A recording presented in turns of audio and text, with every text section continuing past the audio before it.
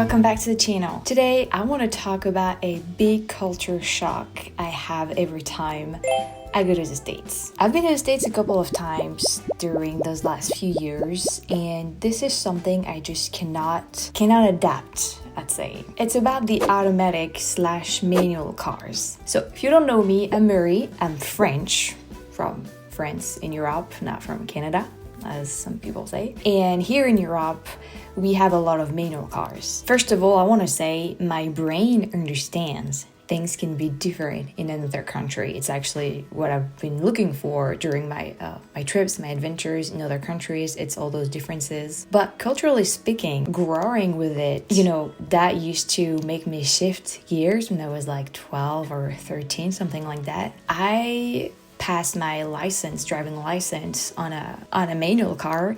I've been driving manual cars for years now.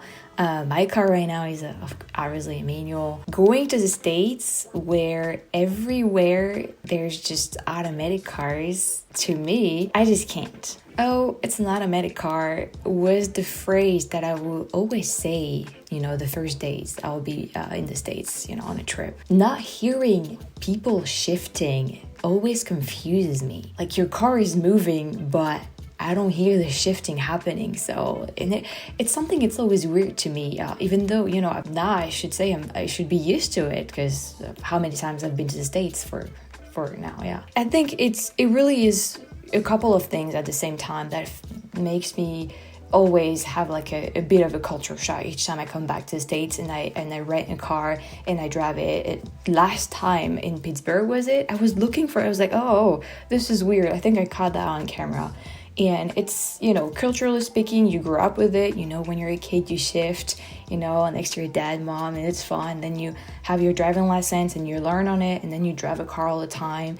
And it's manual, you shift gears, and then every time you hear people, shifting on the street. So it's a cultural thing, I guess. And when you come to a country and, nobody is shifting, you don't hear anything, you don't see them shifting, and you don't have a gear shift. It's like, whew, it's weird to just say that. And it's something, I don't know why, I just can't get used to it when I come to the States. And I've personally adapted well driving an automatic car in the States. I've drove many of them during my trips. Then again, there's not much adaptation to have because you basically just do this. So this is the thing. It feels like something is missing. And when I go to Cyprus or London and I have to drive, it's the other way around than us. And you need to adapt because everything is different, especially the roundabouts. I was always scared about the roundabouts because it's on the other way around. But actually, once you've driven through your first roundabout, it feels natural. Your body adapts to this reverse thing, I guess. Opposite. And as a lefty, especially, to me it's like even more natural. But in the States, it's like something is missing. You can't adapt. It's like something is less. Even after a couple of years, it feels weird, and I just can't adapt. My brain just can't. The big thing is you're not controlling. To me, it feels like you're not controlling your car anymore. And it's kind of scary, I'd say. And I do understand some people are not, they're not big about cars. I guess I'm someone who's big about cars. I really love cars. I really love to control it. I really love seeing a nice car, especially a Mustang, best car in the world, and it's a pleasure for me to drive. And I do understand some people, they're like, no, it's just a tool for me to go from point B to point A. Anyway, but I understand that. And then I see you commenting, people in the comments, you're gonna wrote something like, yeah, but when you're in traffic, having an automatic, I have to give you that because I've been in traffic before on a manual, and it gets very tiring for sure. I do understand that, and I give you that, but still, it's like something is missing. I made a poll on YouTube. I think I had a screenshot somewhere about it. I'm gonna add it for you guys. Where is it? I was asking, do you know how to drive a stick shift? And 75% of you guys say yes. I think this is a bit, how do you say, bias? I'm not sure that's the word here, but most of you guys watching me are much older than me. You're not the new generation. So I would say you guys are old enough in America to have learned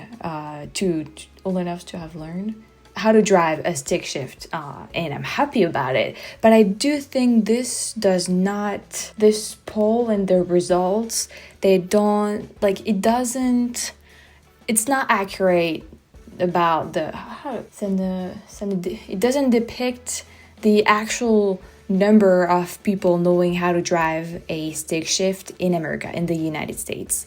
But that was still interesting to know, how many of my subscribers know how to drive a stick shift. Although this is still not accurate because a lot of you are kind of silent watchers, subscribers, which I'm the same. I usually don't really interact with my YouTubers, but a lot of you don't even see the post, unfortunately. So I don't know how accurate this is for my community, but I do know this is probably not right for the US population. But still, it's interesting. And nowadays, more and more in France, I do notice that people drive automatic cars more and more, because I don't hear I do notice it each time. I'm like, oh, this is an automatic car. It's always something I notice. And I did have another screenshot, because I was looking at the number of sales, like the automatic cars sold in France that are automatic. I really wanted to know about that, and the numbers so you see the different years, and in 2024 automatic cars, 38% of cars sold in France were automatic. So this is quite a lot, and I do feel like this number is probably right, although I still hear a lot of manual, gear shifting in the streets and all that. Yet again, we're kind of an old country, so that's probably why. But those numbers are interesting, and you can see that they are getting higher and higher, slowly but surely. So I feel like people are shifting from a manual car to an automatic more and more, which is understandable, because as far as I know, they're less expensive, and I think the mileage is better too. I'm not exactly sure, but I read something like that the other day. I was like, well, just for the money, I would definitely be thinking about it, but I wouldn't buy an automatic car anyway. A couple of things I thought about is, if you come to France and you need to rent a car, you don't worry about it. Most of renting places have automatic cars, because France is the most visited country in the world, obviously. Not obviously, but it is. So a lot of tourists, rent cars to go around France and all that. So, there's automatic cars, obviously available. So do not worry about that. I do remember also one of my friend had passed her driving license on an automatic car, and it was much less expensive than the manual car. So there's that too. I mean, it's I think I paid 2,000 something euro. Actually, that my parents paid. Yeah, they got me my driving license. Thank you very much. Super grateful about it. And I think they pay 2,000 something for a manual car. And I think on an automatic car, it's 1,000 and something. So it's less expensive, much more. And when you're young, you don't have any money. And if you don't have amazing parents like I do who pay for your driving license, then obviously you're going to get the less expensive one. But yeah, I think it's a shame, and especially as we still have a lot of manual cars sitting around, in garages and all that you can buy, used ones. And I think it's also a cool skill to have, and what if there's an emergency and you need to drive someone else's car, and it's a manual, and you don't know how to drive a manual, and I don't know, you gotta drive someone to the hospital. This is something, I don't know why I've been thinking about it for a long time, but I'm just because of that, I'm just super happy I know how to drive a manual car, because if I need to drive anyone's car, I can. And I think that's important, but yet again, if you live in a country where there's a lot of, I would say manual cars are rare, then you would not need that skill, I guess. I don't know, but still. And you know what? When I was looking for information about automatic cars in France and all that, I learned that French people invented the manual gearbox, which I'm glad, because I'm glad to know how to drive a manual. But it's interesting. I think they also invented the V8, and I'm like, oh my god, I met French people. Anyway, I'm just here, I'm just sharing a cultural difference. Oh my gosh, I don't know how to speak English anymore. I'm just sharing a cultural difference here. And after years of coming to the States and renting cars and driving automatics, it's still something I just can't get used to, and something I just actually don't like, especially when I rent a car and there is absolutely no option for manual cars. It's like it's just nowhere, absolutely nowhere. And yes, you don't need any skills, or you don't need a special driving license to drive an automatic, because it's a baby car. I call them baby cars. You just have to do this. But there's no option for manual cars, and I just think it's weird, and especially for Mustangs, which we should have option for cars like Mustangs. And we should have manual Mustangs available for renting, I believe, especially those cars, those muscles cars, because this is when you have the most fun. You shouldn't have fun driving. I guess you should have fun driving on the road, but be careful. Not like in Fast and Furious, obviously, or Bullet. Don't do like in Bullet. Although that was a really cool scene. I don't know. Do you guys have any stories about that manual, automatic in other countries you had to, adapt or something? I always like driving in Cyprus at my friend's. Jeff, I like taking his car and driving around because it's a manual. It's a lefty. It's a Cyprus, it's in the Mediterranean Sea, near the Middle East, and it was a former British colony, so they still drive on the British way and have cars, the British cars, I guess. Not British cars, but on the other way around. So it's always, I love it because it feels right to me as a lefty person. I wanted to share with you lastly that I had I was at my parents for a couple of days, and I drove back. It's like a couple of hours, so I had to get some gas, and I was really low, so it was a full tank almost. And I took a picture of this paper. I'll show you that I made a post about it on YouTube and asked people like, so this is the price right now in France for a liter, and I converted it in USD and gallons for you guys, and it's finally less expensive than it used to be. So I was just happy about it. I was happy that I believe my tank was less than $50 or $60 for once, and I was just so happy about it.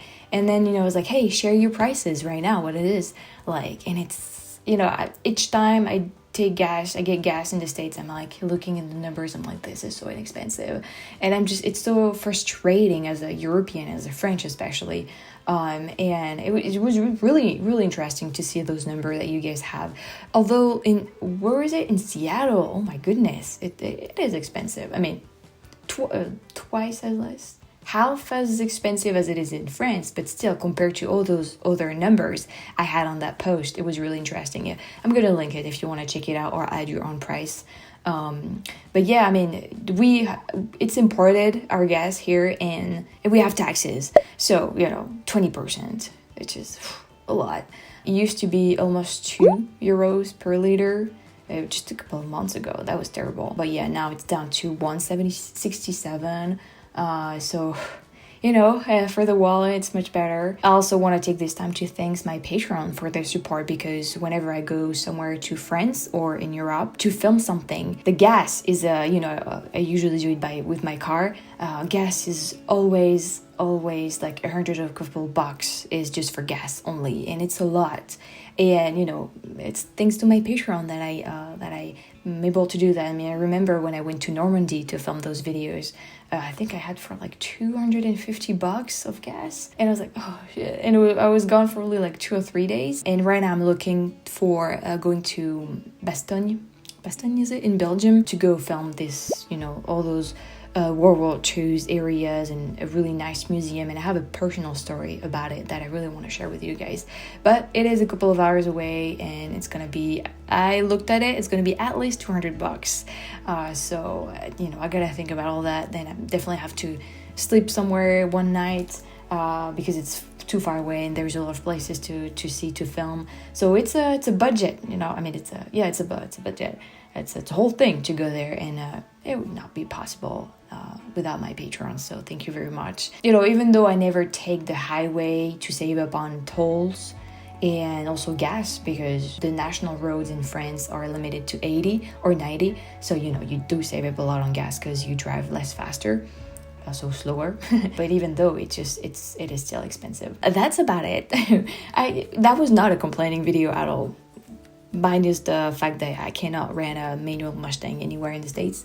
It was just like, you know, just facts about how culturally different it is from my country, and just the fact that it's something I just cannot get used to, and it's fun somehow. I don't know, I just wanted to share that with you guys, and also talk about all those, you know, gas prices and all that. Yeah, if you have any interesting stories about that, I would love to hear them. I mean, read them in the comments. Do you have any cultural shock each time you come to Europe? I would like to know that. Oh, actually, you probably do. It's the tiny cars. The last thing I want to talk about on this channel is so many people in the States especially, they make fun of us because we have small cars. Most of them, majority of them, have never set a foot in Europe or in France, because if they did, they would know that we just can't.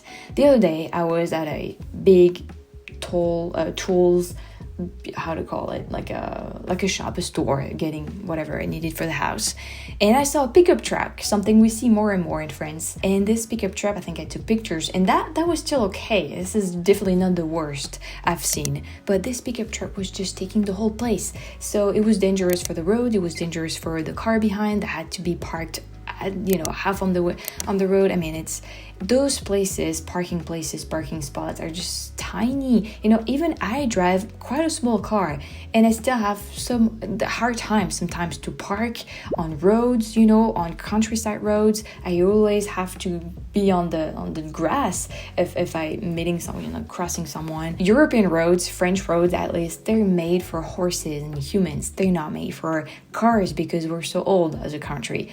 America is the difference, you know, it's the difference. It's the difference. You guys, you're building your roads nowadays, so you know, for pickup trucks, for big cars that you don't really need and such, and don't make fun of us because it's just, the country is different, you know, it's much older here. But it's fun, you know, it's also the charm of it. It's very beautiful. I mean, yeah, anyway, I saw a Mustang yesterday. I was happy. Someone in my village has a black Mustang. I need to find it. I've been seeing it a couple of times, so it's definitely living in the village. I need to find it. But yeah, I wanted to say something. Oh gosh, I don't remember. There was actually a green Mustang parked at a firefighter place in front of that tools store I went to, and I saw that pickup truck. I was so happy. But yeah, you know, even like pickup trucks, they're not allowed in big cities, in Paris and all that. You can, if you have a pickup truck, you can go to Paris because of, you know, pollution and stuff like that, and because it's just too small. So that's it. If you have any interesting stories about it and such, that would be interesting to read. So share them with us in the comment section. And thank you for watching. And yet again, it was not a complaint. You know, I was not complaining. I was just sharing a fun difference between our countries that I just can get used to, and I think it's just fun to talk about. It's something I've been seeing everywhere, and I'm like, I gotta talk about it. You know, it's a culture shock for me. So anyway, I hope you enjoyed this video, and I will see you in a couple of days for the next one. Thank you very much for watching, and I'll see you soon. Bye bye.